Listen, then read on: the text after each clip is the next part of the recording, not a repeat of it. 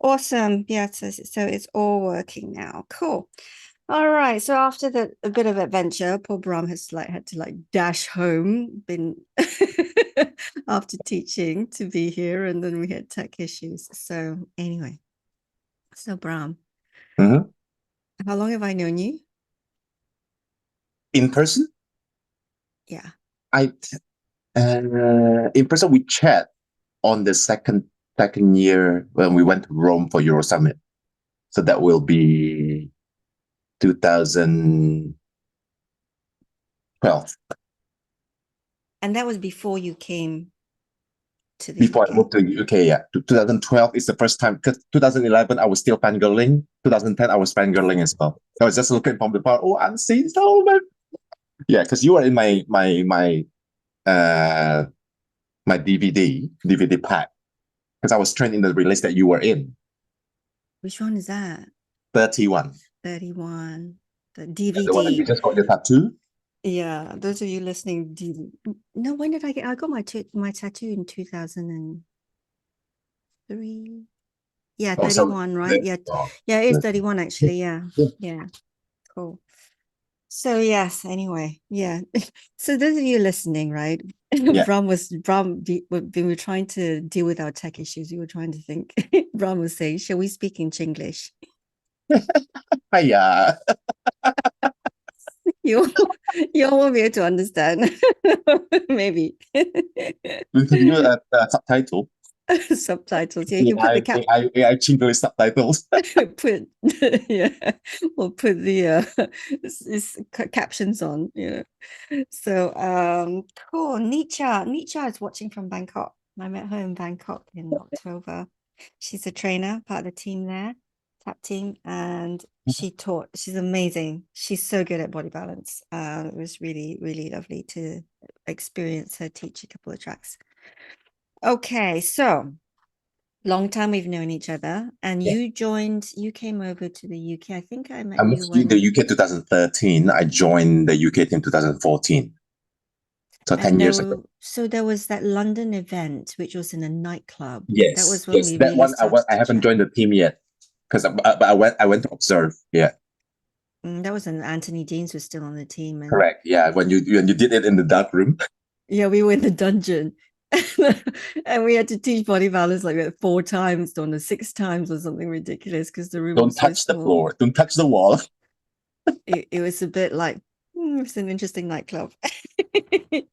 But the sound system was amazing, especially in the main room, like for Body Jam, was just amazing to watch because it's a nightclub. So so those of you that are watching, if you love to any questions, just pop them in the chat. I've got my phone here, so I keep looking down. Um, so Bram, you're originally from Indonesia. Correct. I'm From from Indonesia. From I'm Medan, North Sumatra. I'm across in Malay from Malaysia. So when did you want to leave Indonesia? Because I know your background's not in fitness, right? No. And maybe instructors or people listening don't really know that. So what is your background, and when did you then decide to leave So Indonesia? my background was electrical engineering. So I was after uni, I was working for Toyota in Indonesia in Jakarta. Went for the mentorship program to be the service supervisor. Mm. Completed that and then did for a few months. And alongside during that time when I was in the mentorship program with Toyota, because I got a lot of time and Fitness First was about to open that time. It was about to open in Jakarta, the very first branch, and it's very close to where I live. Mm. So I was like, why not? I got nothing to do, so I can go to the gym after work. We got time. I was very chubby and the usual overweight, sad boy. Yeah. So I did that, and then long story short, I decided to get a person. I hired a personal trainer. I lost weight, and I was the first success story for Fitness First Indonesia. So basically, wherever you go, whichever corner you turn, you go to the toilet. There's my picture everywhere. was like, okay, cool. So I think Fitness First Indonesia at that time saw it as I'm basically a walking life marketing material. Mm. So they decided they talked to me and offer me a job. And I said, like, I don't have fitness background. They're like, it's okay, you can go for the course. And I was thinking, why not? I don't want to be one of those people that will say, I wish I have tried and give it a go. So I decided to give it a go. But before I decided to give it a go, I did a little bit of research of everything. And I know that there's a career in it, in fitness industry. If I want to, there's a career in it. Yeah. I went for balance. So I did group fitness training first when I was still working for your Toyota. I did the body balance training. Whereas my very first training, my second was body jam. And then I decided to leave Toyota and then join, because the business first opened there's another branch, a new branch, where my ex-personal trainer was my manager. Yeah. So he's like, come on, join me. I was like, okay. So I left. That was 2006. Yeah, I left Toyota. Never turned back. Yeah. It's a big thing, right? To leave a well-paid job. And I don't know about you, like proper job, right? And for me, it's like my family, like, what are you doing? So, son leaving proper job. Yeah, crazy. Yeah, no, we're just saying that it's a big thing. I think for Asian families as well, right? To give up a proper job. Oh yeah. Yeah, proper job, especially, because male is seen as the breadwinner, the one that, carry the name of the family, the surname, and all those jazz. Yeah, it's huge. It's huge. I think everybody that time thought that I was just a rebel, young rebel, just want to try, just let him, get rid of his curiosity, and then he will return, including my boss actually. My boss gave me sabbatical leave for 6 months. That was 2006. I haven't returned since. So we've got a comment from Priya. She goes, a comment to say that the very first body balance release I ever did on Lesmos Plus, well before I became a Lesmos instructor. The highlight of that was Bram in that release and the meditation track at the end. So thank you for introducing me to body balance. Oh. Nice. You started it, so you will be the ancestor. Say we got the tree. Grandmother. All right, back on track. Oh, so you left. So then why did you is it through Fitness First that you left and went to the Middle East? So when I worked for Fitness First Indonesia, I worked as personal trainer. Okay. So the personal trainer I taught classes as well. In like 30 classes a week. Yeah. Taught 3 classes a week. That time I taught balance and RPM. And then one of my client, a lot of my client actually, I have lots of expats client, because I'm the only one that speak English more compared to the others. So I was seen as like, the one that can deal with the expat. So all the expat client was always being pushed to me. And all the expat clients basically said to me, it's like, why are you staying here? Why don't you just go out? I was like, I don't think that I'm that international, blah, blah, blah, blah, blah. And they said, like, no. You definitely can go. They said to me. And then it was David that was one of my clients. So he decided he say like, come to Dubai. I don't know what kind of, I was such a confident boy at that time. And I was like, you know what? Yes, fine. So I resigned and I moved. Yeah, I packed everything without actually having a job. I just moved to Dubai.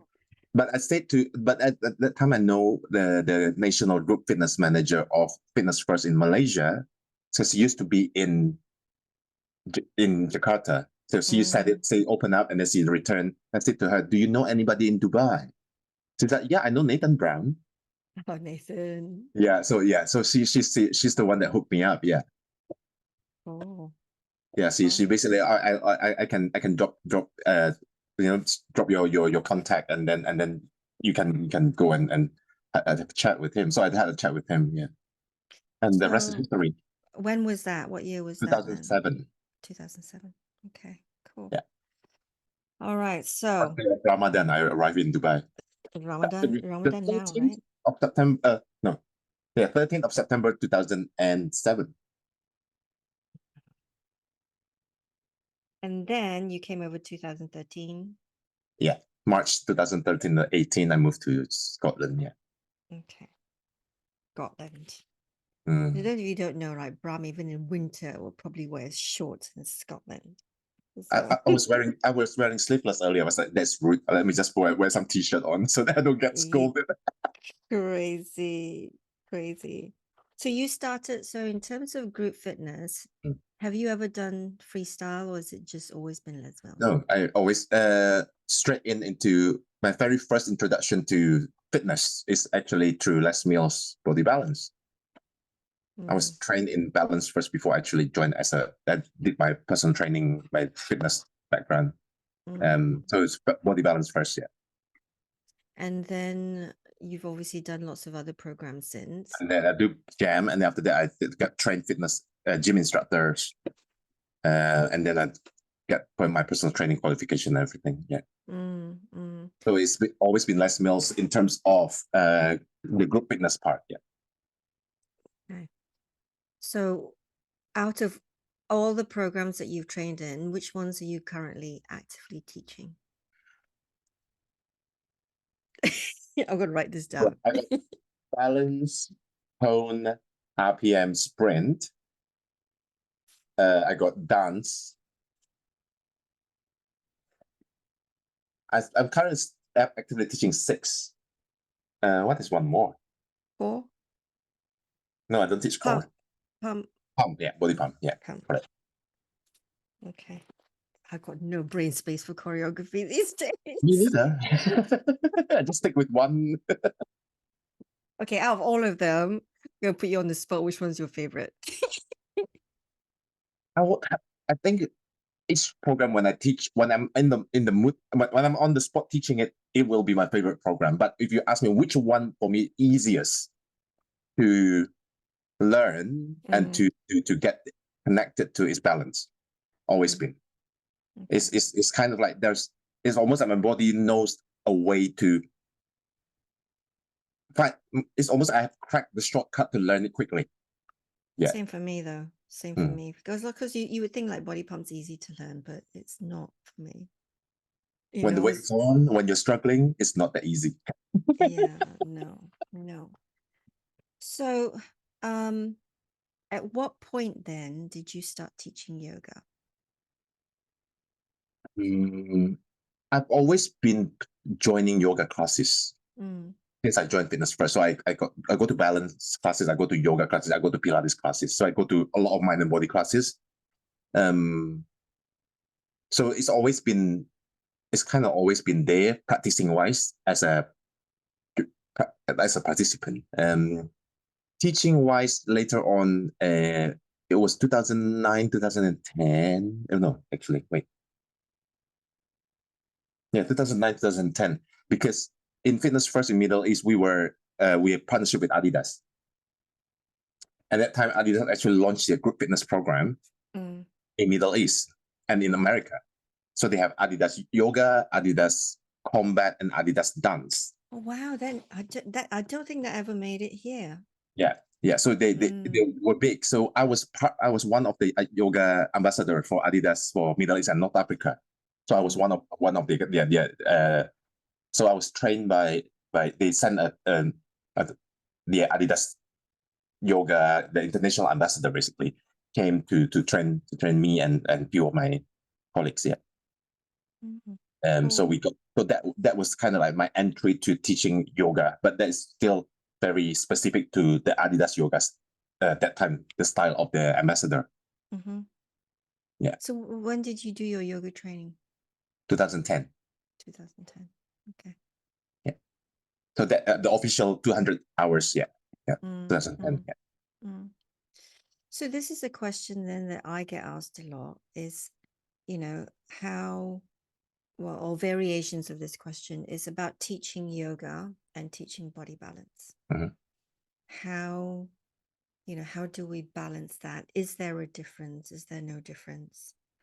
What's your feeling and thoughts? I think it's almost like it can be as different as we want it to be, the way I see it. In the beginning, I'm trying to make it different so that I can almost like show this is me teaching balance, and then when I teach yoga, I'm a different person. Now this not so much. Now that I see it's like, you know what? It's a form of yoga. It's there's nothing different in it. It's just a different vehicle with different format, but it's still yoga. I think in the beginning when I tried to make it very distinctive. So in terms of what kind of combination that I do, what kind of a sequence that I do, and also the way I teach, the wordings that I use, and if I teach mirroring or not. So when I teach yoga, I don't mirror. I teach exactly the same side, and I do it. So I which is yeah. I think I just like to give myself extra challenge in terms of right and left. Yeah. So when in the beginning when I teach yoga, but I say right, it's my right. So I just do it exactly the same direction. Yeah, see, I don't. I face the cloud. I actually face side on. Yeah, side on. Yeah. Usually. So when I teach yoga, I always side on. And the other thing is also when I teach yoga, I make sure that I actually use the mat 360 degree. So I always move. You don't know where is your front, where is your back. You can, oh, I'm at the back. Oh, no, no, no, no, no. You will be the front at some point. So because I like to move around it, because for me, yoga is about, it's not about the mat. It's about where you are at the present time. You use it. It's more about being present. So I make a point of doing that when I teach yoga before in the beginning, earlier years of the yoga teaching. So and then what using the is lingo. so what is your personal approach or philosophy of yoga? Because there's obviously, depending on who we trained with, etc., there's a certain philosophy. But what about you personally? I think for me, there's a lot of crossover between the philosophy as a religion and as a way of life, and also for physical practice. A lot of crossover for me. I grew up pretty much Buddhist Taoism. Yeah, growing up because mom and dad, that's what they know. At some point when growing up, I also learned meditation from the Tibetan monks when I was like 8 years old. So I was like, I used to be able to see people's color, aura when I was young, because you're young, you're very easy to focus and everything. And anyway, it's gone now. You bring it back. No, I'm no longer so pure. No. It's, you can block it. So I blocked it because when I was young, I think it's quite scary when you see certain people are not that pure.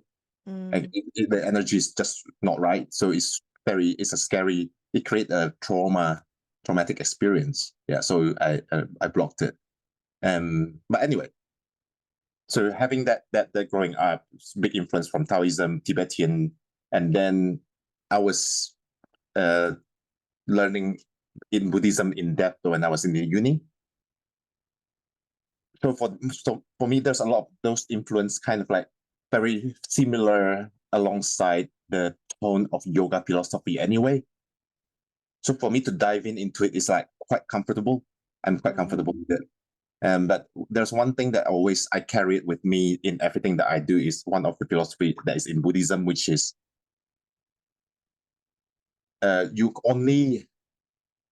the truth is for you to explore. Don't just believe as it is. If you want to know if it's true, go and find out. always in everything that you do. Don't just take it as it is. If somebody tell you this, go and prove it. I think that is the thing that I always carry with me, and in everything that I do. So including when in yoga, so I will always challenge it. Why is it like that? Until I understand it. Because when I understand it, it's easier for me to sit with it. That's like, to me, that's your engineer head coming out. Yeah. Yeah. But yoga, I think yoga and Buddhism both taught me to let go a little bit as well, to let go of that too technical part. Because I used to be very, very, in terms of like when I learn choreography, when I teach, it's very formulated. Right. Yeah, I mean, I would say that how I teach today is very different to how I used to teach. I also think that over the years, how Body Balance is as a program has also shifted. Oh yeah, big time. And maybe not so much like the structure of the class or anything like that, but The feel of it, the purpose. feel and how you teach it is very different. Yeah. Very different. Because you could, I mean, you can always like use past releases, right? But what will make it current, I think, aside, obviously you can't make the music current, but what can make it current is how you teach older releases, I think. Of course, yeah. Completely different feeling, I think. No, I completely agree. Yeah. Even the wordings, the way the option being set. Yeah. Yeah. There's more to explore. Yeah. But at the same time, it depends on the person when the person want to explore it that day, or maybe next week, or maybe the month after. It's up to them. I think it's a cool way to approach options, rather than that level is better. It's not like that anymore. It's more about that. What will you want to do? Yeah. And I think that is something that is, those I'm not saying, obviously there might be people watching this either now or on the replay that may not teach Les Mills, but teach other forms of group fitness and teach yoga. And I think it's about, empowering. For me, it's about empowering people so that they can then make educated choices as to what version of a pose they wish to do at any given time. Whereas, certainly I know that there are instructors out there who say, well, this is warrior 2 and this is the shape and this is what it should look like. And yeah, okay, you've got that shape on a pin person, but then, that's not, we're all different, aren't we? Our joint structure is different. And, we just, like, if you're having a really shit day, you just want to be kind to yourself and you just go, well, And remember as well, back in the day, the one that teach yoga are not fitness people. Yes. And yoga is coming from India, where everybody has very similar structure. Yes. Similar body shape. Yeah. Especially when you come from that part where you teach yoga, meaning you're probably the a lot of people that's quite up there in religious wise. So shape wise, because they're very similar in a way. The body built to a similar structure, and not through the natural selection and everything. You kind of like your body adapt where you live, what you eat, and the area. So for them, it's kind of like there's a structure that's very similar. But nowadays we're talking about like a vast variety of people with different body shape, with different length of limbs. It's like, no, you can't. It doesn't work anymore. It has to be adjusted based on the person. Yeah, no, definitely. I when I was training to be a yoga teacher, you got the arm balance where your Peacock. hands are on the floor, peacock, right? And the whole body is, you're like in a plank shape. You're balanced on your hands. And I remember my yoga teacher, I mean, I was like super skinny back then, right? My 20s. You're trying to get your elbows together and the elbows like Yeah. in the You solar have to do plexus. Uddiyana Bandha. Yeah. And I was like, back then, I was like, I can't even like, I don't have big boobs. So I was trying to move my boobs out of the way. And that was at a time in my life where I was also thinking about having a boob job. And I was like, yeah, no, I can't. Without a boob job, I can't get my elbows together. let alone like if I had one. Oh my God, I can't. No chance for me then. So we have a question from Flores. Do you remember Flores? He goes, Yeah, what I saw him in LA last year. I haven't seen him in a long time. So what yoga style or styles have you trained in? He wants to know. Trained in the 200 hours was in Hatha. You know, the basic of all basics, the mother of all yoga, I think. So I did Hatha, but through Adidas, I did Ryoka, which is the style that Rainbow Mars teaching. Name was Rainbow. Name dropping. And then the other one was Anusara, which is the heart opening. Nice. So I did, because that is part of Adidas as well. And then after that, I did a workshop with Chris Nelson, which is that time Anusara Yoga. Different workshops, different. The other thing that I did was swing yoga, the one that is suspended from the ceiling. Okay. Yeah, through the ceiling. The thing I did that one as well. The swing yoga was the background was Iyengar? Iyengar, Iyengar. which I love. Iyengar. I just like, if there's anything, probably if I want to, something that I can sit very happily with, probably will be Iyengar. I find it, because it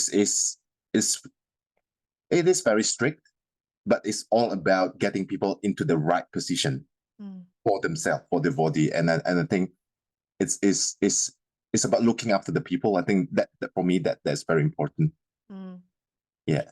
So yeah, it's interesting. Yeah, because I have just stuck with the one, really, which is what was termed the Vini Yoga approach. You know, the Krishnamacharya tradition. Yeah. And for me, it just felt complete, because from that you got Ashtanga yoga, Iyengar yoga, you know, and all of them. So yeah, so I've always been very happy in kind of understanding, I guess, the history of all these other ones and where they've all come from, and listening to my teacher, you know, talk about stuff, because he, you know, he trained in India way back when, before Krishnamacharya passed away. So so yeah, so that's what I did. Okay, I've got another question here. Priya. I'm Indian and am aware of how beneficial and spiritual yoga can be, but I never considered practicing it because I worry I'm still not flexible enough or calm enough, and see knows. What advice would you give to anyone on why it is good to practice it? Well, depends on what you're actually really afraid of, or you're afraid of in terms of what you want to face. What will you willing to face in terms of, you know, is it the physical demon or is it the psychological demon that because sometimes I think when it comes something about yoga, I think it's because it's such a beautiful way of life, but also it's so spiritual, and so it allows people to get in touch with their very spiritual self. I think it's become, you respect it as something that can give you physical benefit, but at the same time you respect it as something that can be more than just that, I think. And for me, in the beginning, from balance to step into a yoga teacher training, it took me a lot, because I always respect it very similar. I respect it as something that is more than just physical benefit. So I feel like I have to be ready, for me to feel that I'm ready to actually learn something, so that I can role model it later on to teach people, because I cannot just do the physical part of it, because for me that is almost like a fraud, for me, I have to be ready spiritual side as well, because I want to be able to honor it.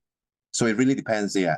But in terms of not flexible, no, that's not what yoga is all about. Yoga is not about being flexible, Yeah. because the physical practices will help us in terms of getting closer with our spiritual self eventually. That is why it's there. Yeah, I know. Like Priya, you mentioned this when we were Priya mentioned this when we were in Bali last year, you know, for the retreat. And I think for me anyway, with regards to your question, Priya, I would say that it depends on what your aim is and your why. You hear me talk about this anyway. If it's to deepen your spiritual, personal spiritual practice, then you don't need to be flexible. There's so many, and I think that's where people kind of mix up yoga, you know, is that it's just physical, when there's the breath work and there's the meditation work and the spiritual work as well. You know, and if you're wanting it purely for physical, then that's a whole different thing, I think. Because Yeah. asana is only 1 out of 8 limbs. Yeah, and the physical side of it, I mean, this is where I think yoga is so intelligent, in that you start with the physical, which is on the very gross level. Then you become more subtle by doing breath work, pranayama, and then you do the meditation. And if you are a type of person that find it hard to sit still because you got so much energy, it's nice that you do the physical side first, because you kind of get rid of that nervous energy. And then you can start to sit and do some breath work. And then from there, you can then do your meditation or spiritual work, right? It's, you know, so, you know, yoga practice is, and then you got yoga therapy and lots of other things. So there's so much yoga can offer. It's not just the one size, you know, not one size fits all. It's not Used just to the one be pair of one trainers. one. Well, no, you can take what you want from it, because like I know, like I did a Facebook live a while ago with Maria Tabler, you know, who used to be on the UK team, and she's a devout Christian. And so we talked about that, about how does yoga fit with, you know, people of other faiths as well. So so yeah. So hopefully that helps, Priya. Okay. Anyone have any other questions? Feel free to pop it in the chat. She says she's trying to look at scroll through her phone. Cool. So, what was I going to ask you? I was about your philosophy of yoga. So we are doing, Bram is coming, we're doing an in-person event. Yeah. The one that we've been talking about it for ages. Yeah, so Finally, just put a date on it. we've been talking about doing something together for ages, and you know, it's like, I don't know about you guys, but I know that there's a lot of instructors out there who are kind of had enough of the online world. It's great, like we can do this now because Bram's in Scotland and I'm down in Bristol. And it certainly opens the doors for people with regards to cost and everything else. But you know, we had a chat along with Ree and Totes about doing something together, something yoga. And so we've got a date and we've got a huddle, just one day, but you can make a weekend of it, a weekend down in Southwest in Bristol. But what are you looking forwards to, Bram, in terms of this live event? Because when was the last live event you did? Whatever, whether Les Mills or not. LA? LA. Yeah. Last year. No, LA. is it last year? No, Yeah, no, last year. no. Actually, Glasgow last year. Glasgow last year. Out of LA, I do last month's experience. Yeah, Glasgow. Yeah. Because LA was autumn, right? End of summer. July, Summer, end of July. July.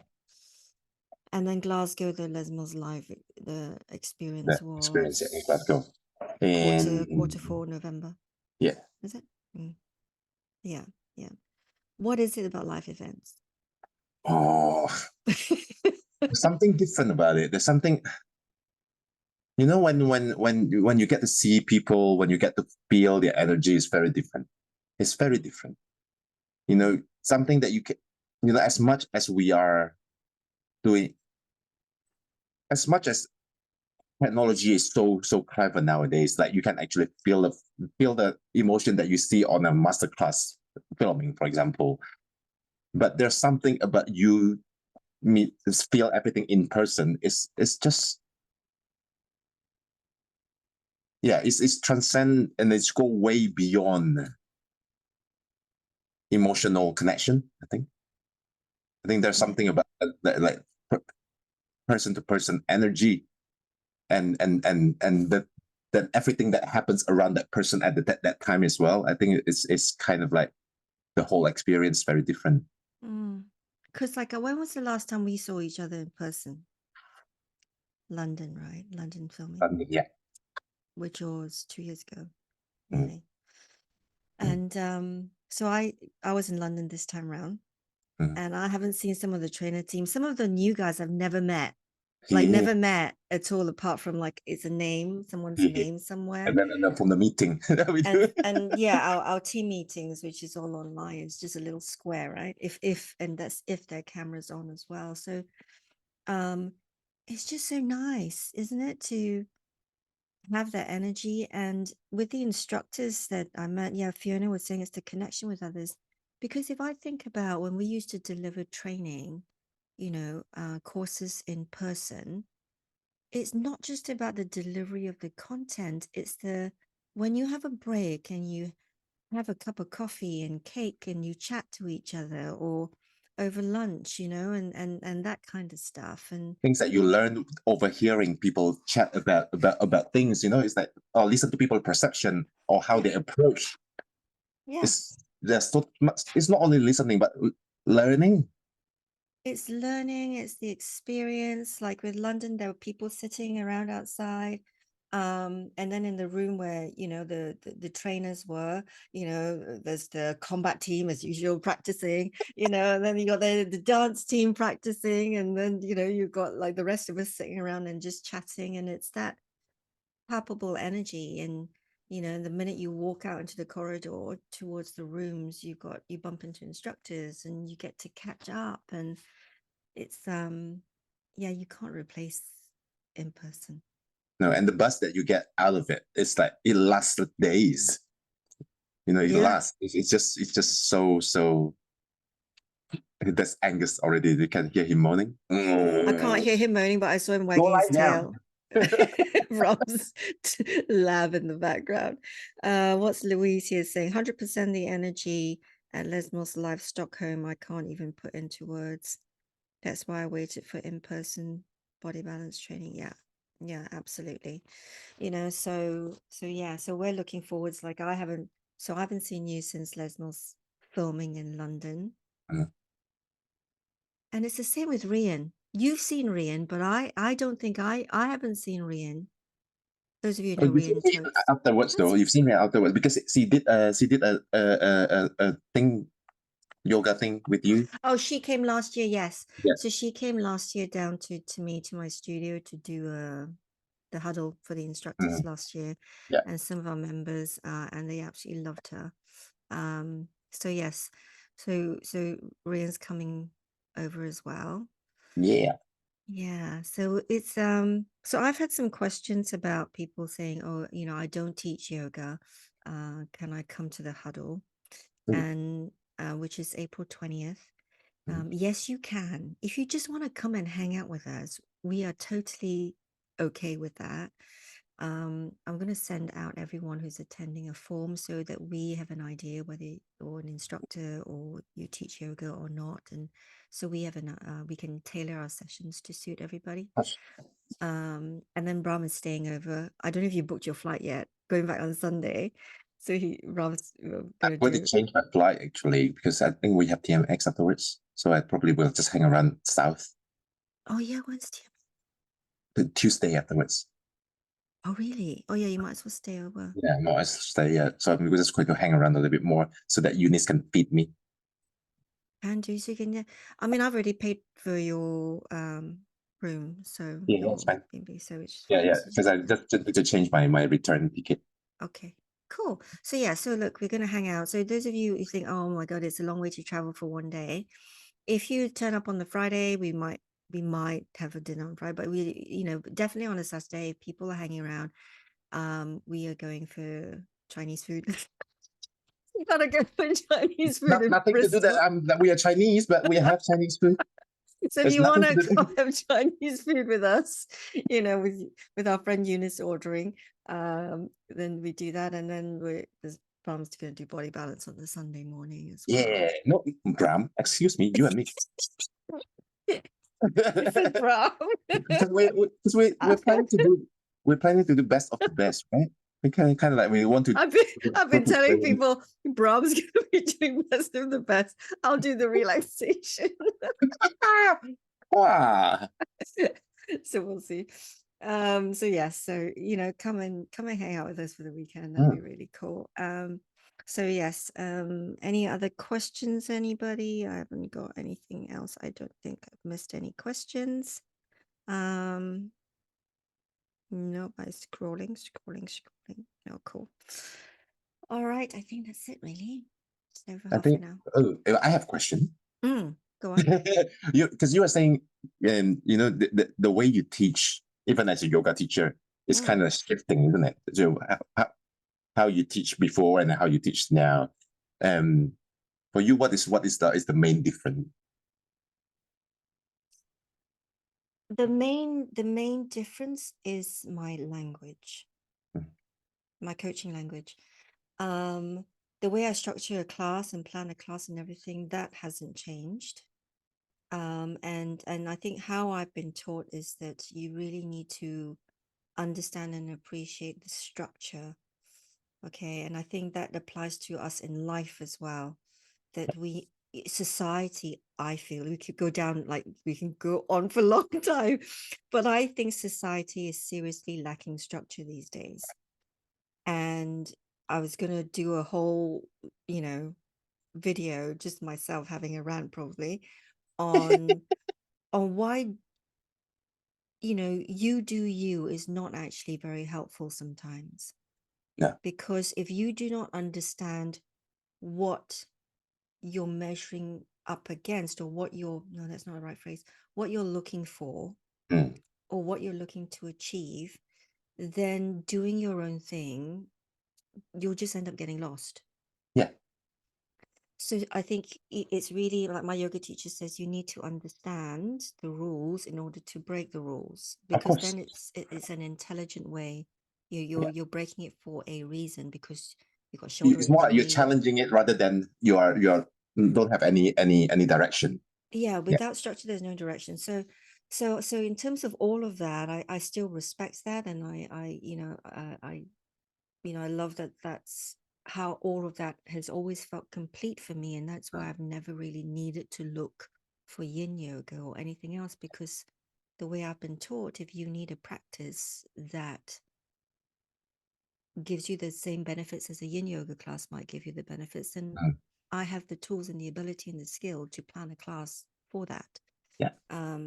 So rather than just taking one aspect of something, yeah, I true. feel I've been taught, after 9 years of the teacher training in total, I feel like I've got I don't think I know everything.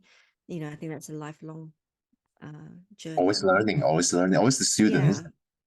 absolutely. But in terms of teaching, I think for me, it's, I was taught basically the best way to teach yoga is one-to-one. Yeah. So when you teach group classes, it was a challenge for me in the early days, because I come from a fitness freestyle background, group fitness background. Then you got body balance and Les Mills. It was all about like technique, I still find it a challenge watching body pump classes for people's technique. I kind of just want to, sounds really bad. Some of you heard me say this before, I want to Chinese burn people, especially if they're instructors and their technique's terrible. But if you're meant to stop at your if you're meant to stop at your knees, you stop at your knees. Just like your knees, your knees are not located halfway down your shins. Yeah. So bringing that, I think, to my early days of teaching yoga, it was very much, okay, your knee needs to be over the ankle, it needs to be this and everything. And I can still be very anal if I allow myself to be, in terms of that. But what looks, what's perfect anyway, but what looks like the ideal warrior 2, for example, may not be ideal for the individual. Yeah. So if I put the training I've had where it's mainly delivering one-to-one Mm, and then group fitness and mm. safety, Yeah. I had to find my way within that. Yeah. And I think so over the years, that's what I've done, Mhm. is I've had to loosen my grip. I think Mm. you mentioned about letting go and stuff earlier on, right? I've had to loosen my grip and let go of certain things about the group fitness industry, about safety, Yeah. um, even effectiveness. And you could say, okay, but someone critiquing someone's class saying, well, that's not a very effective way to do a squat or whatever it is. I'm like, but it is, depending on my intention for my practice, Correct. the plan, the lesson plan. So you can't, until you know that, you can't actually judge whether something is effective No, or absolutely. safe or Depends on not. the goal of the person that you train as well. If they have your goal and then you have your intention as as the somebody that parting Yeah. the knowledge. Yeah. Yeah. So I've loosened my grip. Mm. Um, I've loosened my hold, parigraha, right? It's kind of like I've had to loosen my grip on lots of things about the group fitness industry over the years, I think, Oh yeah. as I've got older.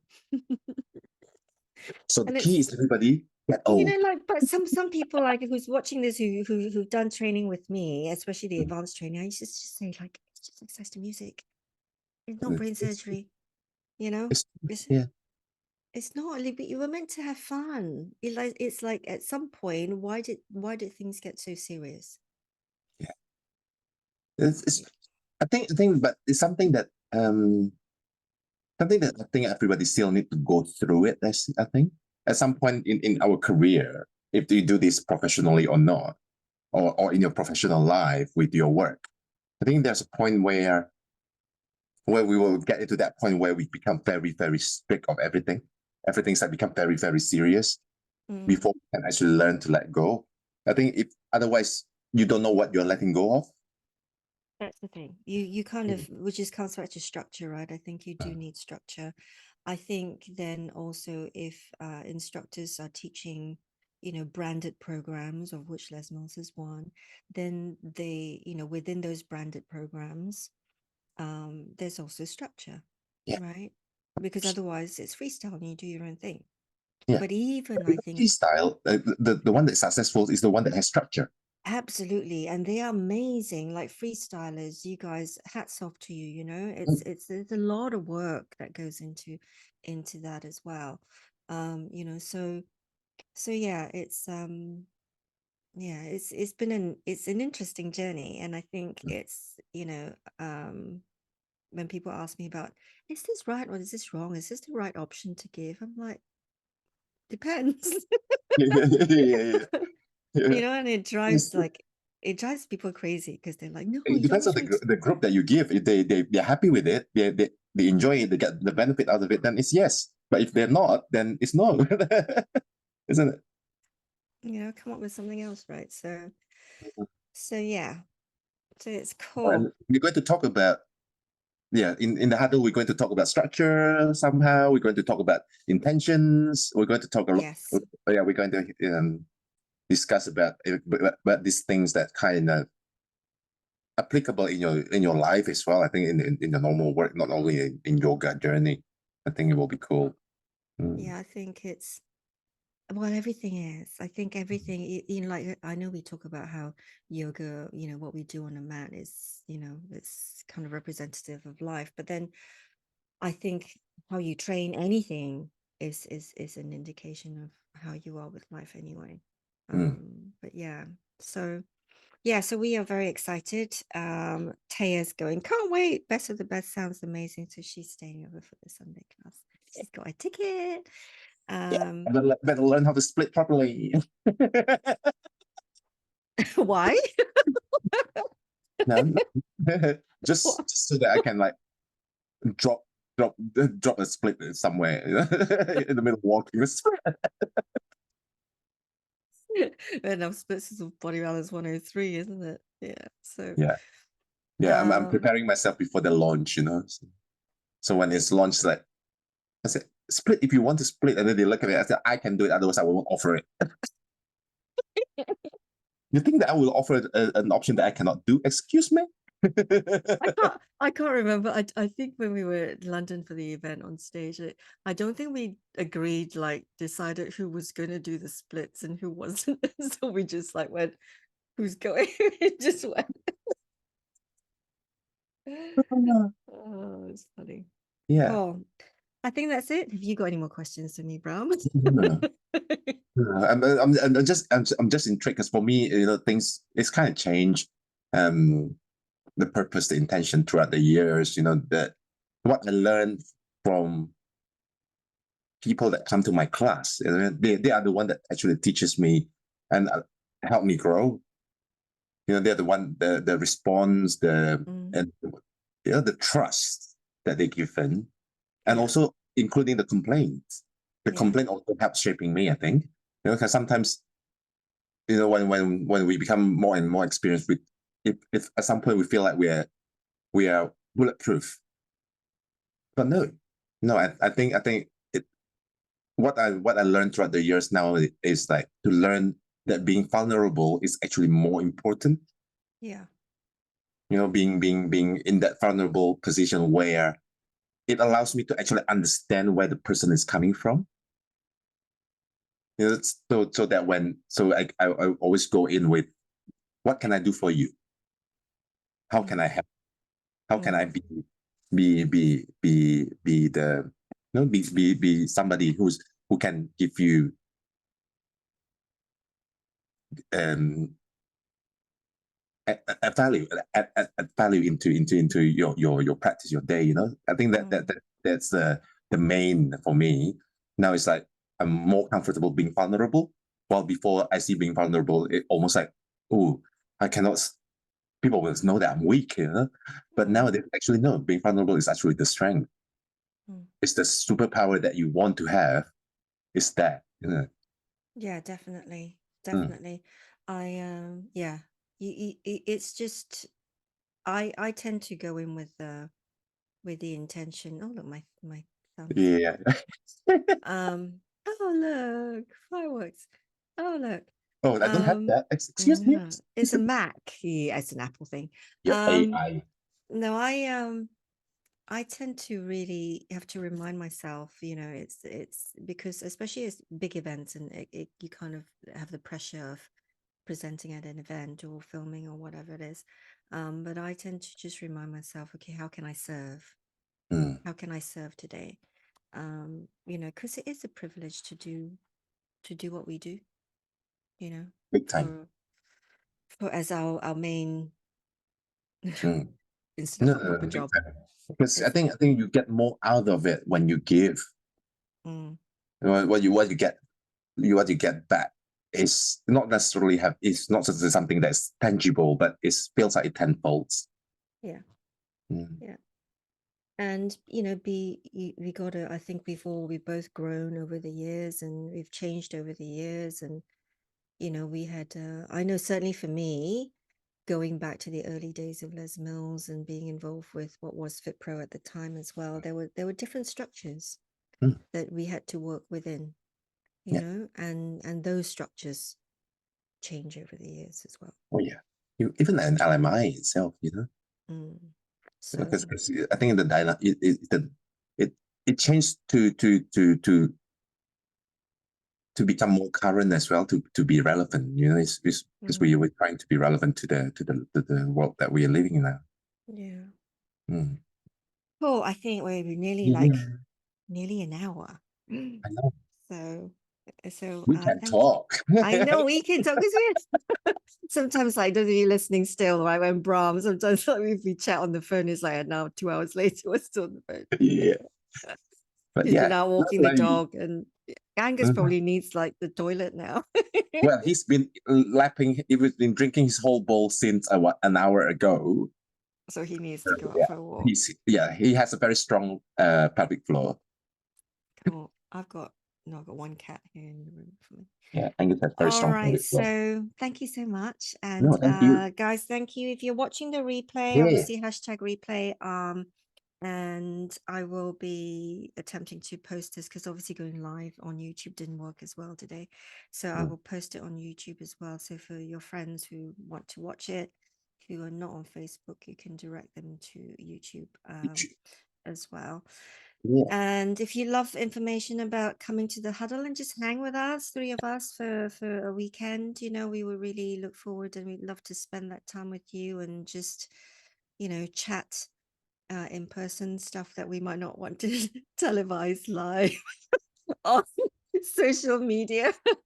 And those of you who got, if you've got questions about wanting, you know, will we stream it live? It is at the moment, no, but it's something that I'm working on. If I can do it and do it well and organize the tech behind it, because I don't want it to be a slap bang job, you know. Yeah. Then And also you want it to be as close experience to, you know, will never be same as life, but no, it never will. close as possible. Because otherwise, Yeah, you know, you don't get the full effect out of the no. learning yet. So we will look at doing that, but you know, it's the in-person. We want it purely and simply when we put it on. It's over half full already, so you know, if you're interested, then just drop me a message. I will put the link somewhere out on socials as well, and just come hang with us, because you know, Yeah. because we like hanging out with each other and talk Chinglish and then go and eat Chinese food. We rarely speak Chinglish though, me and you. I know. You don't even speak it well. So long. I know. I've been hanging around here too long, We and I got haven't. we both got sacked from Asia. That's why.